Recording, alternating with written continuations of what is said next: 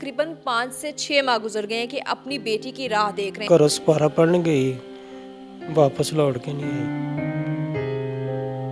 बतेरा भज्या दौड़ा FIR थाने भी गया, साड़ी की गल नहीं कोई बनाती, किसी पासे नहीं गल बनाती। हैं। ऐसा शक आपको किसी पे? नहीं बेटा, सानू किसी दे कोई शक नहीं है।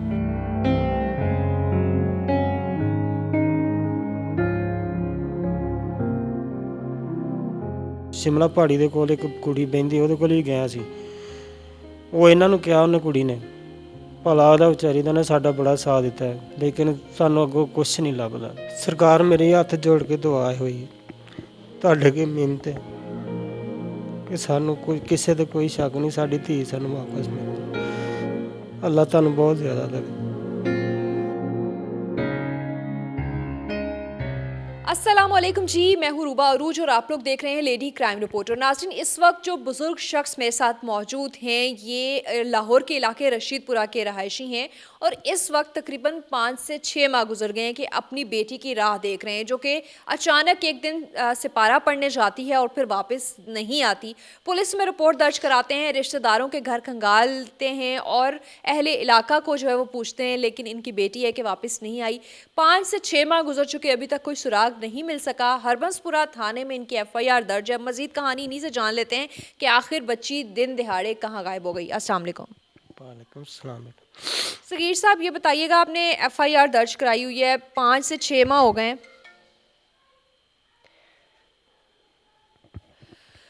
सगीर साहब, ये बताइएगा, आपने FIR दर्ज कराई हुई है, 5 से 6 माह हो गए हैं, बच्ची का कुछ अता पता, किसी पे कोई शक, कैसे ये सारा वकूआ हुआ? बेटा नहीं, सानू किसी ते नहीं शक है। घरों सपारा पढ़न गई, वापस लौट के नहीं आई। बतेरा भज्या दौड़ा FIR थाने भी गया, साड़ी की गल नहीं कोई बनाती, किसी पासे नहीं गल बनाती। ਅਸੀਂ बड़ी भज दौड़ करांदे हैं, पर नहीं साड़ी गल नहीं बनती कोई। क्या उम्र थी बच्ची की? अकेली सपारा पढ़ने जाती थी, कोई साथी, कुछ रिपोर्ट उनसे मिली हो? ਬੱਚੇ ਇਹ ਸਾਹਮਣੇ ਘਰ ਵਾਲੇ ਜਾਂਦੇ ਸੀ ਬੱਚੀਆਂ ਨਾਲ ਉਹਦੇ, ਉਹਨਾਂ ਕਿਹਾ ਵਾਪਸ ਆਈ, ਸਾਨੂੰ ਨਹੀਂ ਪਤਾ ਕਿੱਧਰ ਗਈ ਦੁਬਾਰਾ। ਸਪਾਰਾ वापस उनके मुताबिक घर आई है? ਹਾਂਜੀ, ਸਾਡੇ ਘਰ ਨਹੀਂ ਆਈ, पता नहीं किधर चलेगी। कोई दुश्मनी थी, कोई ऐसा शक आपको किसी पे? नहीं बेटे, सानू किसी दे कोई शक नहीं है।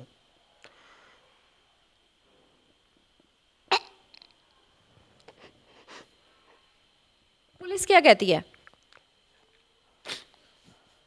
पुलिस साढ़े नाल एक दफ़ा आए ने, पुछ दस के चले गए ने, भजे फिरदे ने, कोई गल नहीं, साड़ी नहीं किसी पासे सुनवाई नहीं होंदी।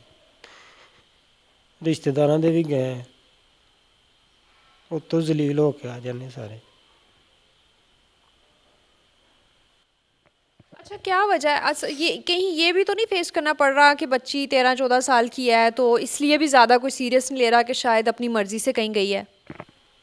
पता नहीं पुत्तरे, सानू नहीं पता, हो सकदा कोई की कह सकने असीं, असीं ते वेख ही सकने। कोई घर में कोई लड़ाई झगड़ा हुआ, कोई ऐसी कमी पेशी, कोई तंगी? कोई नहीं थे, बैठे सां, बस सपारा पढ़न गई, दोबारा वापस ही नहीं आई।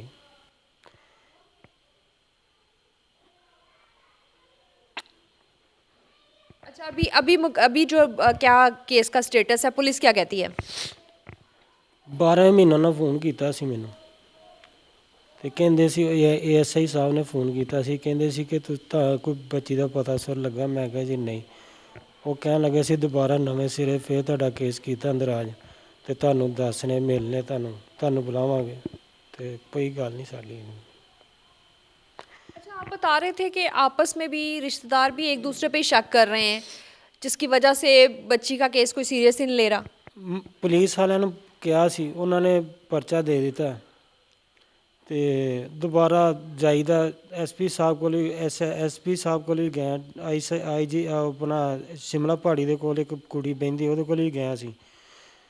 ਉਹ ਇਹਨਾਂ ਨੂੰ ਕਿਹਾ, ਉਹਨੇ ਕੁੜੀ ਨੇ, ਭਲਾ ਉਹਦਾ ਵਿਚਾਰੀ ਦਾ ਨੇ ਸਾਡਾ ਬੜਾ ਸਾਥ ਦਿੱਤਾ ਹੈ, ਲੇਕਿਨ ਸਾਨੂੰ ਅੱਗੋਂ ਕੁਛ ਨਹੀਂ ਲੱਭਦਾ। ਸਾਡੇ ਨਾਲ ਇੰਝ ਮੁਖਲਿਸ ਹੋ ਜਾਂਦੇ ਨੇ ਸਾਰੇ ਹੀ, ਕਿ ਜਿਵੇਂ ਸਾਰੇ ਤੁਹਾਡੇ ਹੀ ਹੈ, ਬਾਅਦ 'ਚ ਸਾਡੀ ਕੋਈ ਗੱਲ ਨਹੀਂ ਬਣਦੀ। ਰਿਸ਼ਤੇਦਾਰ ਨੇ, ਉਹਨਾਂ ਦੀ ਕੀ ਗੱਲ ਕਰਨੀ, ਰਿਸ਼ਤੇਦਾਰ ਇੰਝ ਹੀ ਹੁੰਦੇ ਨੇ ਸਾਰੇ। कोई अपनों में ही कोई तो नहीं मौजूद जो खुद ही गायब कर दिया हो बच्ची को?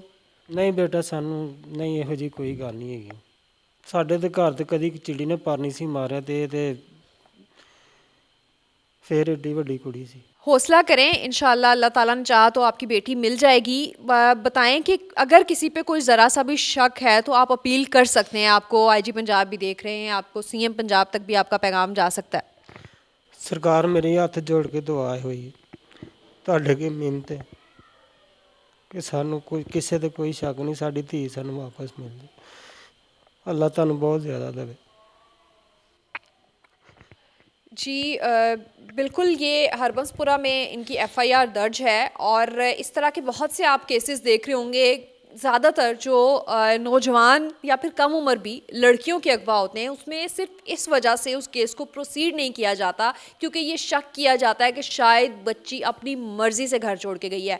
और ये जुमला ना सिर्फ घर वालों पर क़यामत बनकर टूटता है बल्कि बाप का जो हिम्मत होती है उसको भी बिल्कुल डाउन कर देता है, क्योंकि जिससे पूछा जाता है, पुलिस के पास जाएँ, रिश्तेदारों के पास जाएँ, अहले इलाका के पास जाएँ, वो बाप को ही सवालिया नज़रों से देखते हैं कि आखिर तुम्हारी बेटी कहाँ गई। और इस सारे मामले में जो बच्चियों का किडनैप है, जो अगवा के केसेस हैं, उनको इग्नोर कर दिया जाता है। और यही वजह है कि मोहम्मद सगीर की भी 5 से 6 माह हो गए बेटी गायब है, लेकिन इस केस पे कोई जो है वो कार्रवाई नहीं की जा रही।